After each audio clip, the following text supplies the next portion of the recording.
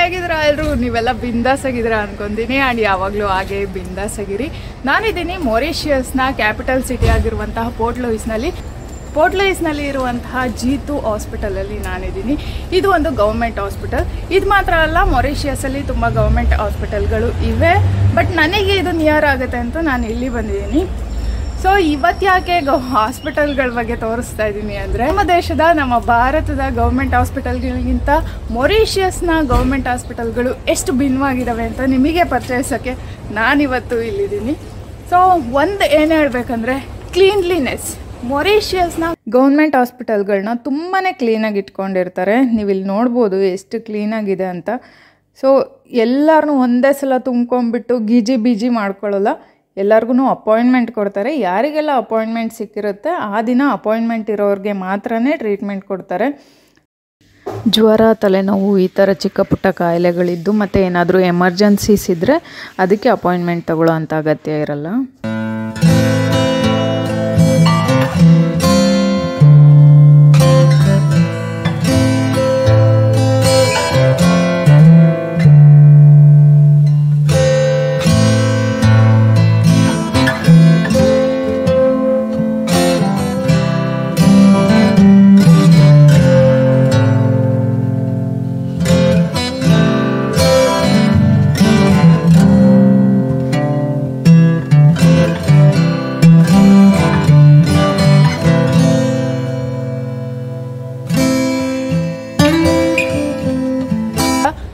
ಕ್ಲೀನಾಗಿ ಮೇಂಟೈನ್ ಮಾಡಿರ್ತಾರೆ, well organised ಆಗಿರುತ್ತೆ ಅಂತ ಹೇಳ್ಬೋದು.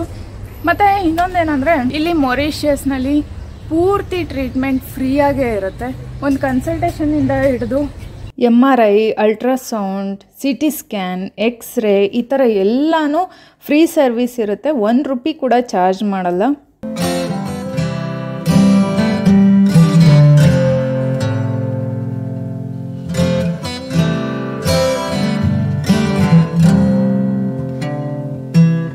ಇನ್ನೂ ದೊಡ್ಡ ಆಪ್ರೇಷನ್ಗಳಾಗಿರ್ಬೋದು, ಹಾರ್ಟ್ ಸರ್ಜರೀಸ್ ತನಕನೂ ಎಲ್ಲ ಫ್ರೀಯಾಗೇ ಇರುತ್ತೆ. ಕೆಲವೊಂದು ಟ್ರೀಟ್ಮೆಂಟ್ ಇಲ್ಲಿ ಕೊಡ್ಸೋಕೆ ಆಗಲ್ಲ ಅನ್ನೋ ಪಕ್ಷದಲ್ಲಿ ಇಲ್ಲಿಯ ಸಿಟಿಸನ್ಶಿಪ್ ಇದ್ದರೆ ಅವ್ರನ್ನ ಬೇರೆ ಕಡೆ ಕಳಿಸಿ, ಅಂದರೆ ಈ ಕಂಟ್ರಿಯಿಂದ ಬೇರೆ ಕಂಟ್ರಿಗೆ ಕಳಿಸಿ ಗೌರ್ಮೆಂಟ್ ಫ್ರೀಯಾಗಿ ಟ್ರೀಟ್ಮೆಂಟ್ ಕೊಡುತ್ತೆ. ನಾನು ಕೇಳ್ಪಟ್ಟಾಗೆ ತಮಿಳ್ನಾಡಲ್ಲಿ ವೆಲ್ಲೂರಲ್ಲಿರುವಂತಹ ಮೆಡಿಕಲ್ ಕಾಲೇಜ್ಗೆ ಇಲ್ಲಿಂದ ಗೌರ್ಮೆಂಟ್ ಪೇಷಂಟ್ಗಳನ್ನ ಅಲ್ಲಿಗೆ ಶಿಫ್ಟ್ ಮಾಡಿ ಟ್ರೀಟ್ಮೆಂಟ್ ಕೊಡಿಸ್ತಾರಂತೆ. ಪೂರ್ತಿ ಖರ್ಚು ಗೌರ್ಮೆಂಟ್ದೇ ಆಗಿರುತ್ತೆ, ಮಾರಿಷಿಯಸ್ ಮಿನಿಸ್ಟ್ರಿದೇ ಆಗಿರುತ್ತೆ. ಈ ಥರ ಫೆಸಿಲಿಟೀಸ್ನ ಇಲ್ಲಿಯ ಜನಗಳಿಗೆ ಕೊಡ್ತಾರೆ. ನೀವಿವಾಗ ನೋಡ್ತಿರೋದೆಲ್ಲ IP ವಾರ್ಡ್ಗಳು. ಏನು ಪೇಷಂಟ್ಗಳನ್ನ ಅಡ್ಮಿಟ್ ಮಾಡ್ಕೊಂಬಿಟ್ಟು ಅವರಿಗೆಲ್ಲ ಟ್ರೀಟ್ಮೆಂಟ್ ಕೊಡೋದು. ಇಲ್ಲಿ ಫುಡ್ ಕೂಡ ಫ್ರೀಯಾಗೇ ಕೊಡ್ತಾರೆ. ಸೊ ನೀವು ನೋಡ್ತಾ ಇರ್ಬೋದು ಎಷ್ಟು ಕ್ಲೀನಾಗಿದೆ ಅಂತ. ಯಾವ ಪ್ರೈವೇಟ್ ಹಾಸ್ಪಿಟಲ್ಗೂ ಕಮ್ಮಿ ಇಲ್ಲ ಅನ್ನೋ ರೇಂಜಿಗಿದೆ. ಒಳಗೂ ಅಷ್ಟೇ ತುಂಬ ಚೆನ್ನಾಗಿದೆ. ಬಟ್ ಒಳಗೆ ನಾನು ಹೋಗಿ ತೋರ್ಸೋಕ್ಕಾಗಲ್ಲ ನಿಮಗೆಲ್ಲ. ನಾನು ನೋಡಿದ್ದೀನಿ, ಬಟ್ ನಿಮಗೆಲ್ಲ ತೋರ್ಸೋಕ್ಕೆ ನನಗೆ ಪರ್ಮಿಷನ್ ಇಲ್ಲ. ನಾನು ಇಲ್ಲಿಯ ಸಿಟಿಸನ್ ಅಲ್ಲ, ಆದ್ರೂ ನನಗೂ ಸಹ ಫ್ರೀ ಟ್ರೀಟ್ಮೆಂಟ್ ಇರುತ್ತೆ. ಇಲ್ಲಿ ಬರೋರ್ಗೆ ಎಲ್ಲರಿಗೂ ಒಂದು ಪಾಸ್ಪೋರ್ಟ್ ಕೇಳ್ತಾರೆ ಅಷ್ಟೇ, ID ಕಾರ್ಡ್ ಕೇಳ್ತಾರೆ ಅಷ್ಟೇ. ಫುಲ್ ಟ್ರೀಟ್ಮೆಂಟ್ ಫ್ರೀಯಾಗೇ ಇರುತ್ತೆ. ಬಟ್ ಒಂದು ವಿಷಯ ಏನಪ್ಪ ಅಂದರೆ, ವೆಯ್ಟ್ ಮಾಡಬೇಕಾಗತ್ತೆ, ತುಂಬ ವೆಯ್ಟ್ ಮಾಡಬೇಕಾಗತ್ತೆ. ನನಗೆ ಅಪಾಯಿಂಟ್ಮೆಂಟ್ ಸಿಗಲಿಕ್ಕೆ ನಾನು 2 months ವೆಯ್ಟ್ ಮಾಡಿದ್ದೀನಿ. 2 months ಹಿಂದೆ ನಾನು ಬಂದಿದ್ದೆ, ಇವತ್ತು ನನಗೆ ಅಪಾಯಿಂಟ್ಮೆಂಟ್ ಸಿಕ್ಕಿದೆ. ಈ ಥರ ಡಿಲೇ ಆಗುತ್ತೆ. ವೆಯ್ಟ್ ಮಾಡೋಕ್ಕಾಗಲ್ಲ ಅನ್ನೋರು ಪ್ರೈವೇಟ್ ಹಾಸ್ಪಿಟಲ್ಗಳಿಗೆ ಹೋಗಿ ಟ್ರೀಟ್ಮೆಂಟ್ ತೊಗೊತಾರೆ.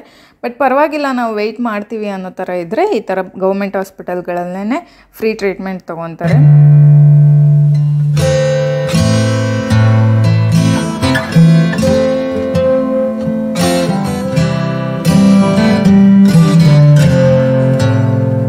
ಕೂತ್ಕೊಳ್ಳಿಕ್ಕೆ ಫೆಸಿಲಿಟೀಸ್ ಆಗಿರ್ಬೋದು ಎಲ್ಲನೂ ತುಂಬ ಕ್ಲೀನಾಗಿ ನೀಟಾಗಿ ಮೇಂಟೈನ್ ಮಾಡಿರ್ತಾರೆ ಇಲ್ಲೆಲ್ಲ. ಇವರು ಫ್ರೀಯಾಗಿ ಕೊಡ್ತೀವಿ ಅಂತ ಹೇಳ್ಬಿಟ್ಟು ಕಳಪೆ ಟ್ರೀಟ್ಮೆಂಟ್ ಅನ್ನೋ ಥರ ಏನೂ ಇರೋದಿಲ್ಲ. ಸ್ಟ್ಯಾಂಡರ್ಡ್ ವೆಲ್ ಎಕ್ವಿಪ್ಮೆಂಟ್ಸ್ಗಳು ಇರ್ತವೆ. ನಾನು ನೋಡಿದ್ದೀನಿ, ಬಟ್ ನಿಮಗೆಲ್ಲ ತೋರಿಸ್ಲಿಕ್ಕೆ ನನಗೆ ಪ್ರಾಬ್ಲಮ್ ಆಗುತ್ತೆ. ಯೂಟ್ಯೂಬಲ್ಲೆಲ್ಲ ಅಪ್ಲೋಡ್ ಮಾಡಬಾರ್ದು ಅನ್ನೋ ಕಾರಣಕ್ಕೆ ನಾನು ನಿಮಗೆ ಇನ್ಸೈಡ್ ಏನೇನಿದೆ ಅಂತ ತೋರಿಸ್ತಾ ಇಲ್ಲ. ಅಷ್ಟಾಗಿ ಮೇನ್ ಏನಿದೆ ಅಷ್ಟು ಮಾತ್ರ ತೋರಿಸ್ತೀನಿ. ಔಟ್ ಪೇಷಂಟ್ ಡಿಪಾರ್ಟ್ಮೆಂಟಲ್ಲೂ ಕೂಡ ಎಲ್ಲ ಡಿಪಾರ್ಟ್ಮೆಂಟ್ಗೂ ಡಿವಿಷನ್ ಮಾಡಿರ್ತಾರೆ. ಈ ಪೀಡಿಯಾಟ್ರಿಕ್ ಆಗಿರ್ಬೋದು, ಮೆಡಿಕಲ್ OPD ಆಗಿರ್ಬೋದು, ಡೆಂಟಲ್ಲು ಮತ್ತು ಗೈನಿಕ್ OPD, ಸರ್ಜಿಕಲ್ OPD, ಈ ಥರ ಎಲ್ಲನೂ ಈ ಡಿವಿಷನ್ ಮಾಡಿರ್ತಾರೆ.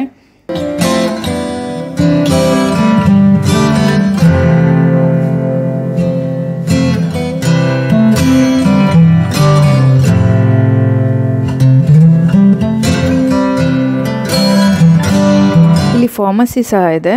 ಎಲ್ಲ ಫಾರ್ಮಸಿ ಮೆಡಿಸಿನ್ನೂ ಫ್ರೀಯಾಗೇ ಕೊಡ್ತಾರೆ. ನೋಡ್ಬೋದು ಫಾರ್ಮಸಿ ಹೇಗಿದೆ ಅಂತ. ಇಲ್ಲಿ ಲ್ಯಾಬೊರೇಟ್ರಿ ಸಹ ಇದೆ. ಎಲ್ಲ ಥರದ ರಕ್ತ ಪರೀಕ್ಷೆನೂ ಇಲ್ಲಿ ಫ್ರೀಯಾಗೇ ನಡೆಯುತ್ತೆ.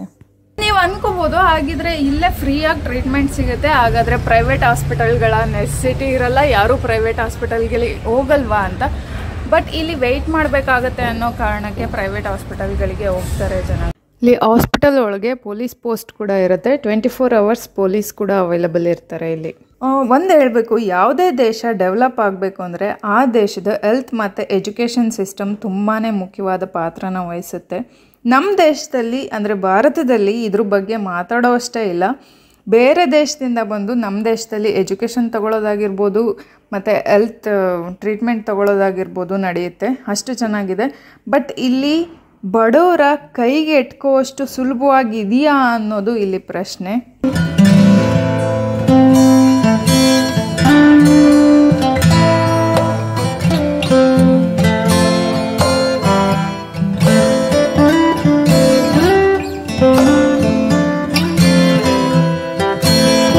ಕೆಲವೊಂದು ಬದಲಾವಣೆಗಳನ್ನ ನಾವೇ ನಮ್ಮ ಬುದ್ಧಿನ ಉಪಯೋಗಿಸಿ ಮಾಡಬೇಕಾಗುತ್ತೆ. ಕೆಲವೊಂದು ಸಲ ಬೇರೆಯವ್ರನ್ನ ನೋಡಿ ನಾವು ಬದಲಾವಣೆ ತಂದ್ಕೋಬೇಕಾಗತ್ತೆ.